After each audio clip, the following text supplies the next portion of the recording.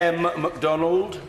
Very grateful to you, Mr Speaker. Despite my constituency producing two enormous Brexiteers in the past, one Sir Teddy Taylor, who went on to represent Southend, and Tom Harris, who led the Brexit campaign in Scotland, I've got the highest Remain voting constituency in the city of Glasgow at over 70%. I get why lots of people did not feel they had a connection to the European Union. I understand it. It felt as though it didn't have a relationship to their daily lives, and it felt as though it was something that was done to them rather than something that was inclusive.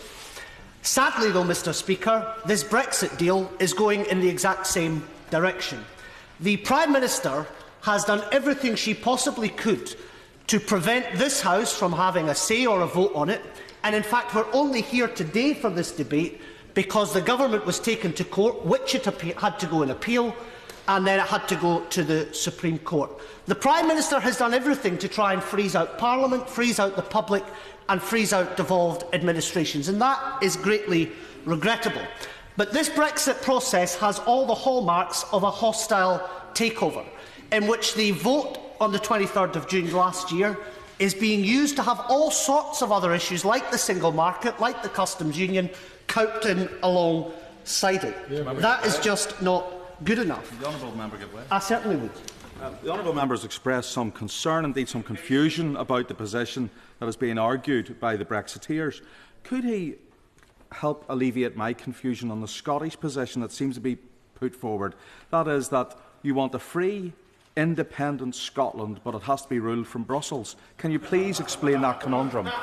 I'm actually not going to explain it because it's such a lazy argument that he's heard it all before.